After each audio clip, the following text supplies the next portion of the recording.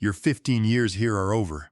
He said it like he was handing me a grocery receipt, not executing a career. First week on the job, and this fresh-out-of-the-box executive CFO was already swinging his ego around like a child who just found a power tool in his father's workshop. He did not even sit down in my office.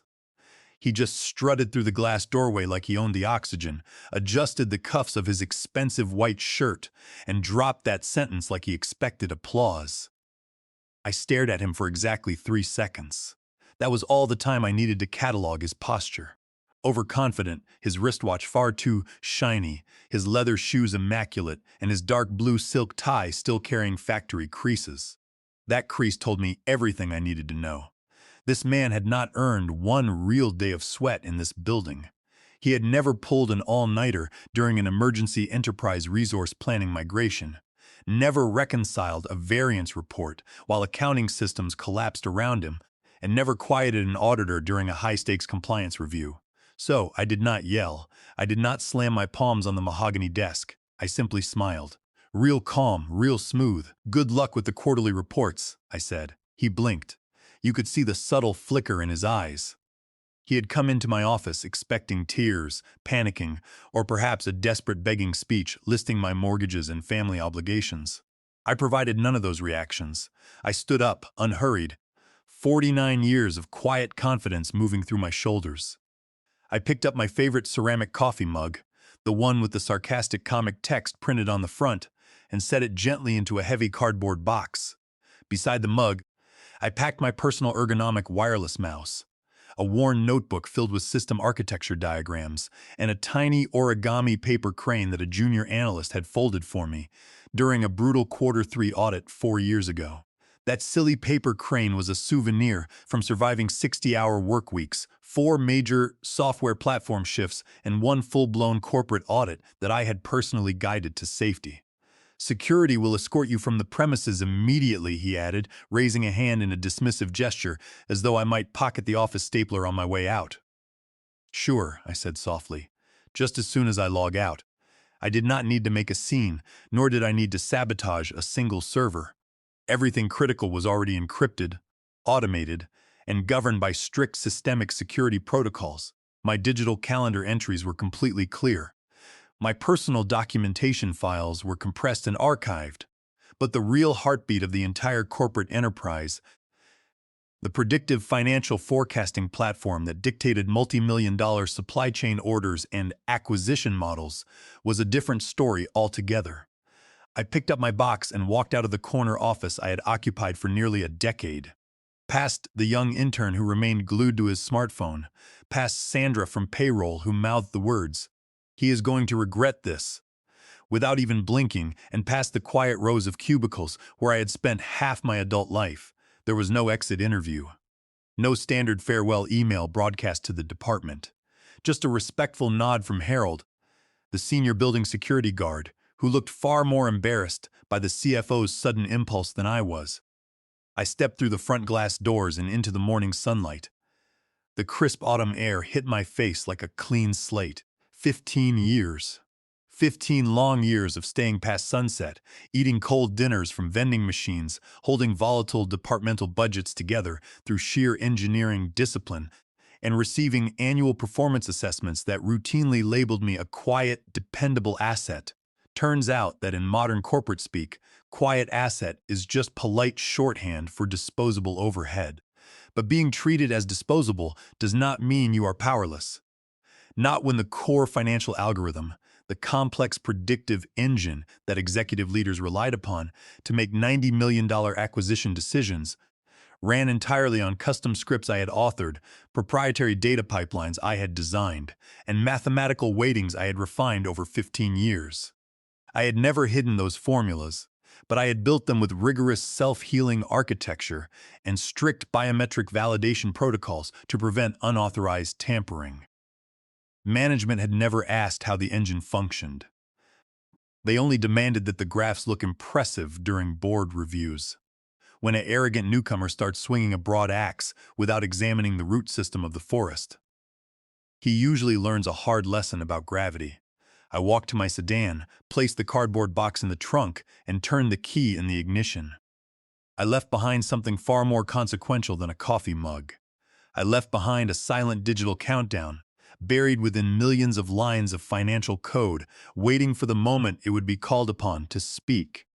The heavy plastic access badge clicked softly against the wood counter as I surrendered it at the Human Resources desk downstairs. Sandra, the Human Resources representative, looked up with an uncomfortable expression, her fingers hovering over her keyboard. "Are you absolutely sure you do not want to request an administrative review, Edward?" she asked. Her voice carrying the rehearsed caution of someone following a standard script. I cut her off with a mild look, not aggressive, just entirely finished. I shook my head, stepped away, and pushed through the heavy glass exit doors. Down in the lower lobby, Harold the security guard did not even stand up from behind his counter. He tilted his head, studied my expression for a long moment, and spoke in a low voice. "You doing all right, Mr. Miller?" "Golden, Harold," I replied, shifting the cardboard box under my arm. "Absolutely golden." The automatic doors slid open with a soft hiss, releasing me into the noise of downtown traffic. Horns honked, pedestrians hurried across crosswalks, and the world kept turning without paying the slightest attention to the high-rise tower behind me. I watched the corporate skyscraper shrink in my rear-view mirror as I drove toward the freeway. I felt an overwhelming sense of stillness.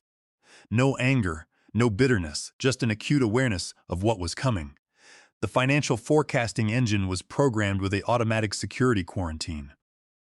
If no primary architect credentials were validated for 48 consecutive hours, the platform automatically isolated its underlying predictive models, locked down all external database interfaces, and restricted administrative operations. That was not revenge. That was standard enterprise data governance. It prevented corrupted inputs, protected proprietary valuation algorithms, and required high-level biometric confirmation from the registered primary system author. Namely, me, Brad Croft, had never requested a formal technical handoff. He had never asked for primary administrative rights. He had simply signed a termination notice to demonstrate quick cost reductions on an organizational chart, patted himself on the back, and assumed the software would keep humming along on magic. When I arrived at my suburban home, I put on a kettle of water, brewed a fresh mug of black coffee, and opened my personal laptop at the dining table. I did not log into company email or access proprietary networks. Instead, I simply brought up an external diagnostic status monitor that pinged public system health indicators.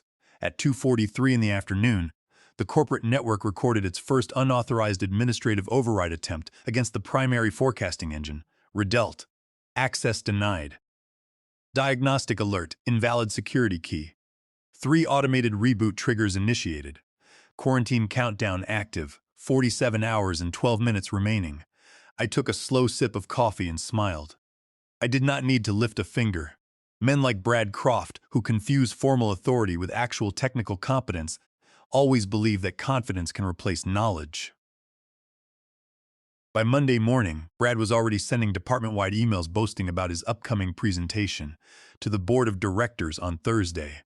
Excited to present my first quarterly financial forecast to the executive board, his email read, "Expect streamlined metrics, modernized predictive models, and elevated performance standards.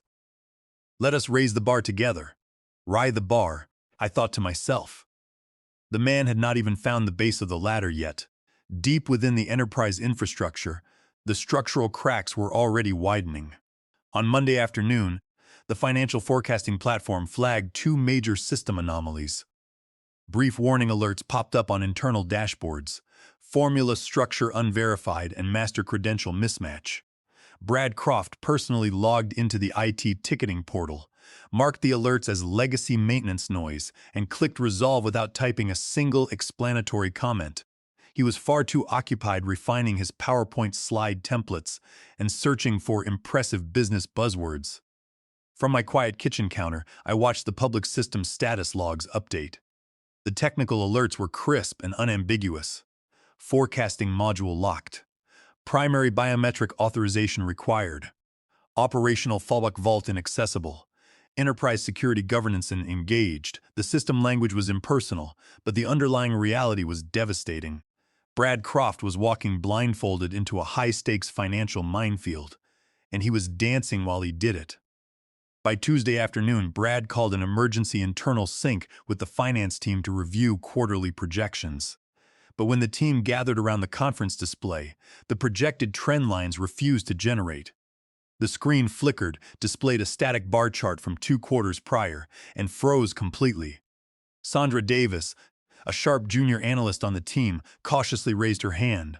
"Mr. Croft, the underlying regression formulas appear to be offline," she noted quietly. "The automation pipeline is not processing current inventory volatility or supplier cost increases." Brad waved his hand dismissively, offering the smooth, practiced smile that corporate executives use when they are trying to conceal an internal panic. "It is merely a legacy indexing issue, Sandra," he replied smoothly. "We have a lot of outdated code cluttering our servers. I will personally streamline the permissions before Thursday." Legacy code. That was what he called the multi-layered mathematical architecture that protected the company from multi-million-dollar inventory miscalculations. Every fiscal quarter, that engine ingested raw global sales figures, supplier contract variables, international currency fluctuations, and 15 years of historical market trends, translating raw chaos into precise executive intelligence. It was not a basic spreadsheet. It was an evolving computational engine. And now it was firmly locked shut. By Wednesday morning, Brad attempted a manual copy and paste workaround, taking outdated numbers from a previous year's report and pasting them into his new presentation slides. But when he tried to cross-validate those numbers against live operational data, the platform generated a bright red system dialog across every connected terminal in the department. Access denied. Primary system architect signature required. Contact authorized architect for recalibration. There had only ever been one primary architect registered in that system, and right now that architect was sitting on his back patio, sipping tea, listening to acoustic guitar music, and enjoying the afternoon breeze. Brad had still not called me. His pride would not allow it. But on internal messaging channels, the panic was beginning to leak through. "Why does the primary system model list Edward Miller's name on the lock screen?" One manager asked in a private group chat. "Is anyone able to update the Q4 acquisition projections?" Another asked. "The entire forecasting portal is throwing security errors." The replies were short, confused, and increasingly nervous. No one dared to state the obvious truth out loud. The foundational system upon which the entire corporate structure rested was no longer answering their calls. Thursday morning, 7:45. The executive boardroom on floor 23 was immaculate. Glass walls overlooked the city skyline, expensive leather chairs surrounded a polished oak table, and a high-definition projector hummed softly, preparing to display the future of the company to the board of directors. Brad Croft sat at the head of the table, attempting to perform a final review of his presentation before the board members arrived. He tapped his tablet screen. The display paused, flickered twice, and then turned pitch black. A second later, bright red text bloomed across the center of the screen, bold and unyielding. "Access denied. Authorized primary architect signature. Edward Miller." Access governance level. Ironclad. The temperature in the room seemed to drop 10 degrees instantly. Brad muttered a muffled curse under his breath and began furiously tapping the glass screen, as if aggressive touch inputs could override enterprise security encryption. His administrative assistant blinked nervously. "Is that text supposed to be there, Mr. Croft?" she whispered. Brad stood up so fast, his leather chair knocked against the glass wall behind him. "Get the IT director in here right now," he ordered, his voice tight and unnaturally sharp. 6 floors below, in the Central Technology Operations Center, the IT infrastructure team was already staring at a wall of security alerts. They had logged 7 consecutive override failures within the last 30 minutes. 3 from Brad Croft, 2 from senior finance managers, and 1 from a marketing lead who mistakenly believed that restarting her computer would unlock enterprise database servers. Rachel Jennings, the senior IT manager whom I had personally mentored years ago when she was an entry-level technician, entered a series of diagnostic terminal commands. She watched the terminal output scroll past, shook her head, and looked up at the corporate vice president standing behind her. "It is completely locked down, sir," Rachel reported firmly. The security encryption is ironclad.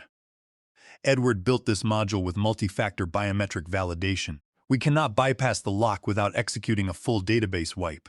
A full wipe? The executive asked, his face paling. What does that mean for our quarterly reporting? It means we lose 15 years of historical model behavior, automated weighting logic, and baseline forecasting algorithms, Rachel explained coldly. Without Edward's primary key, the system is a brick. Sir, upstairs, Brad Croft took a deep, shaky breath, straightened his necktie, and attempted to put on a confident face as board members began filing into the room.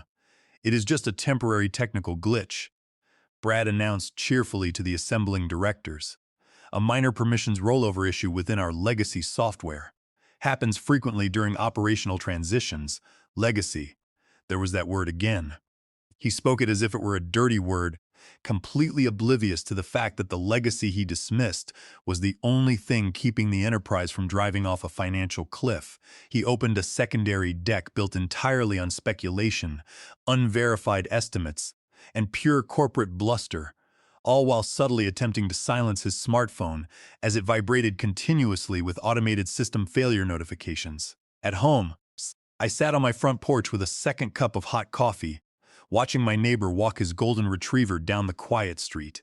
My personal laptop rested on the small wooden table beside me, displaying external diagnostic logs. 7:42 in the morning. Unauthorized override attempt. Device ID. Executive Boardroom Portal, 7:43 in the morning. Security governance check failed. 7:45 in the morning. Primary biometric key required. Access denied. User signature. Edward Miller. Every single rejection was cleanly logged, timestamped, and tied to my signature. The red text on their screens was not a hack. It was my digital signature, clearly declaring who had built the engine they were trying to run without permission. I took a bite of toasted bread, smiled at the quiet morning, and watched birds hop across the green lawn. Chaos in the executive tower. Absolute peace on my porch. Perfect balance. Back in the skyscraper, board member Donald Vance finally leaned forward, pointing a heavy finger at the centered display screen. Who built this predictive model, and why is his name flashing across our board review screen? Donald demanded. Brad Croft clenched his jaw, his palms sweating inside his suit pockets. We are resolving the issue internally, sir, Brad stammered. Resolving it? Donald barked. The board meeting starts in 10 minutes, and we are preparing to approve a $90 million acquisition based on financial forecasts that currently do not exist. 9:02 in the morning. The executive boardroom smelled of rich coffee, expensive leather, and cold panic. The quarterly meeting had officially commenced, but the mood was toxic. The gourmet pastries remained untouched, and the primary wall monitor continued to flash those unyielding red words. Access denied.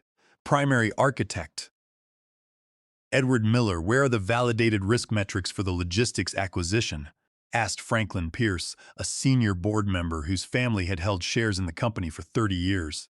His voice was like grinding stones. We have $90 million committed to this transaction. I need verified numbers, not hand-waving. Brad Croft, slick with sweat beneath his crisp-tailored shirt, forced a strained laugh. As I mentioned, Donald, we are experiencing a slight technical delay with our legacy reporting portal. Brad began, clicking to his backup slide deck. I have compiled provisional estimates that clearly demonstrate our growth trajectory. He projected a series of rudimentary bar graphs that looked as though they had been thrown together in 20 minutes by a panicked intern. This is not our forecasting model, Franklin interrupted flatly. This is guesswork.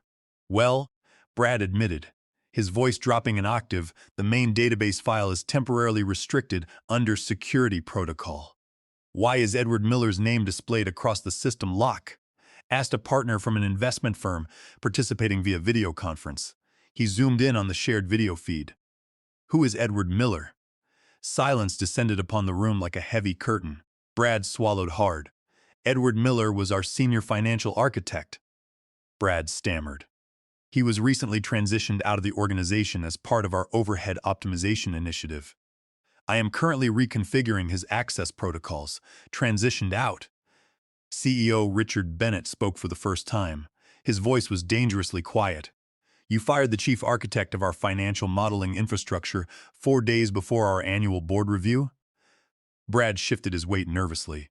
It was an operational streamlining measure, sir. His salary was high, and I determined his manual oversight was redundant. And did he complete a formal technical transfer of his primary encryption keys? Richard asked, his eyes narrowing into cold slits. He left before the administrative handoff was finalized. Brad lied, his face turning pale. From my kitchen dining table, I observed the incoming diagnostic traffic. My phone began vibrating on the wood surface. First, a text message from Sandra in payroll. Edward, people are asking about the forecast files. Brad looks like he is going to pass out. Then an email from Rachel in IT. Edward, the CEO just asked legal for your original employment contract and system architecture agreements. Then a direct message from another department lead. Edward, please tell me you are answering your phone today. The board meeting has completely halted. I did not answer a single message. I was not ignoring them out of childish anger. I was allowing the natural consequences of arrogant executive decisions to unfold without interference. True leverage is never loud. It does not shout or make threats. It simply sits back and allows the laws of cause and effect to execute cleanly. By 10:37 in the morning, CEO Richard Bennett had seen enough of Brad Croft's faltering explanations. Richard stood up from his chair at the head of the boardroom table, picked up his leather folder, and gestured to the corporate legal counsel. Adjourn the formal review until 2 o'clock, Richard instructed the board sternly. We will hold an executive session in my office immediately. He walked out of the room without casting a single glance at Brad Croft. The board members followed him with dark expressions. In his private office, Richard Bennett stood by the floor-to-ceiling windows, staring down at the city traffic below. Give me the truth, Richard said to the IT director standing near his desk. Can we unlock that system right now without Edward Miller? No, sir, the IT director answered plainly. Edward authored the core predictive engine under a proprietary software development framework 8 years ago. The architecture is protected by multi-layered encryption tied directly to his primary cryptographic signature. Furthermore, under federal corporate governance standards and our own internal compliance policy, attempting an unauthorized override without the author's primary key would violate our data integrity protocols. So, Richard said, his voice dropping into a cold register, Brad Croft terminated the only human being who holds the keys to our financial operations, without board approval, without a handoff, and without verifying system ownership. Precisely, sir, the director replied. Assign his personal telephone number, Richard commanded quietly. And bring me his complete employment file. At my home, I was finishing the frame of a 1,500-piece jigsaw puzzle depicting a stormy coastline. The house was calm, bathed in soft afternoon light. My phone rang. No caller ID. I let it ring 3 times, allowing the digital signal to vibrate softly against the wooden table. Then, with unhurried composure, I picked up the phone and swiped the screen. Edward, a deep, authoritative voice, spoke into the receiver. Hello, Richard, I replied calmly.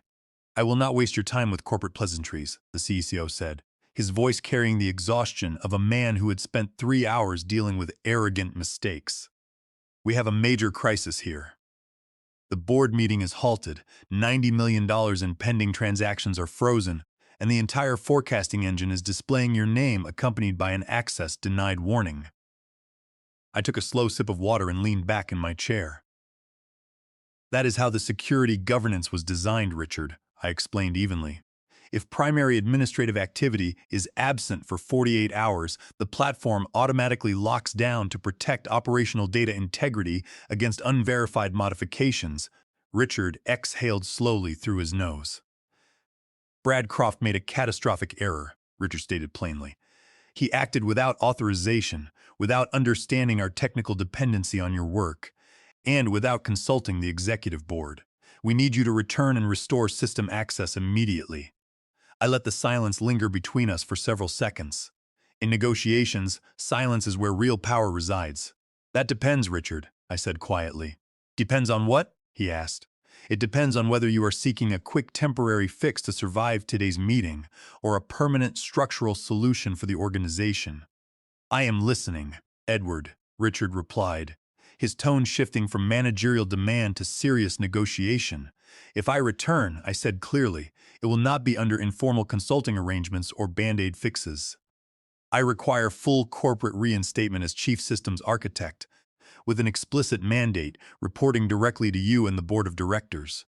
Brad Croft will have zero administrative authority, zero supervisory oversight, and zero access to my department.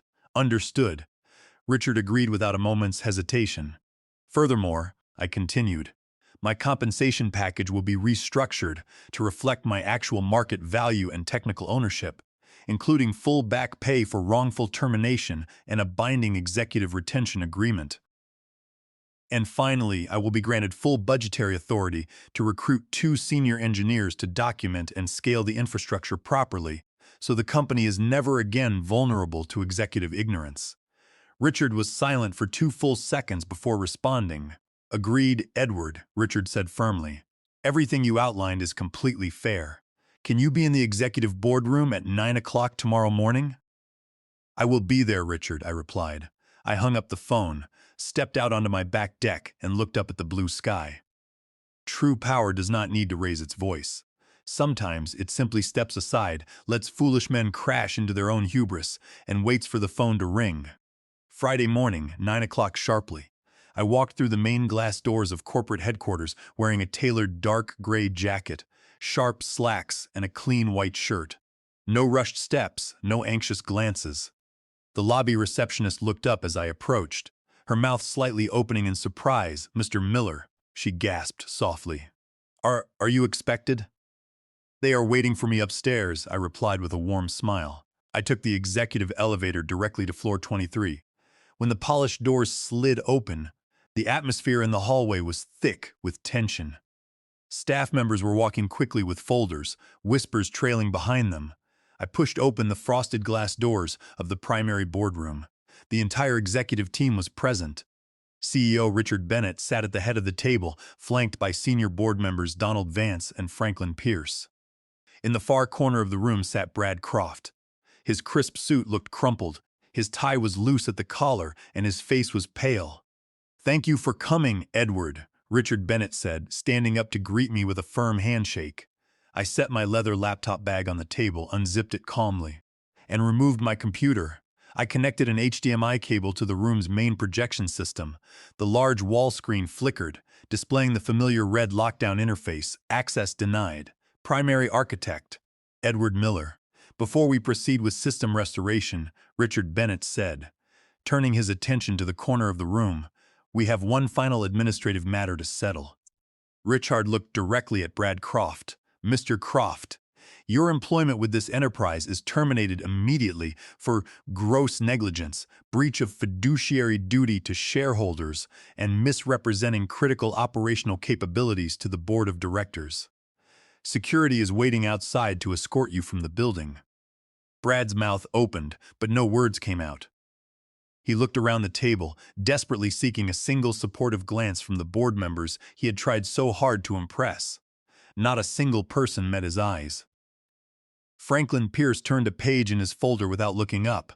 Donald Vance stared straight ahead with cold indifference. 2 uniformed security officers stepped into the room, took Brad by his arms, and guided him quietly out the door. His quiet, humiliated exit was the exact opposite of the arrogant entrance he had made into my office 5 days earlier. Once the door closed, I opened my laptop, brought up the primary security console, and placed my index finger onto the integrated biometric reader while entering a 24-character master security key. The wall display flashed blue, biometric signature verified. Edward Miller, Chief Financial Architect. Enterprise Security Lockdown released. System recalibrating. Within 3 seconds, rows of complex predictive data, dynamic revenue charts, inventory volatility curves, and acquisition risk calculations filled the screen in brilliant color. The complex mathematical engine hummed to life, automatically integrating live operational metrics across all global divisions. A collective, audible sigh of relief washed through the boardroom. I took my new seat at the upper table, right beside CEO Richard Bennett. I smoothed the sleeves of my jacket, looked around at the assembled board of directors, and smiled calmly. Now then, gentlemen, I said softly. Shall we review the Q4 acquisition reports properly? No loud cheering, no theatrical speeches. Just the quiet, absolute triumph of competence over arrogance. They had tried to delete my 15-year legacy with a single dismissive signature. In the end, my name was the only one that mattered. Thank you for watching, you dedicated professionals. Be sure to hit that subscribe button for more corporate vindication stories. And if you happen to be an overconfident new executive, make sure you know who holds the system keys before you start swinging the axe.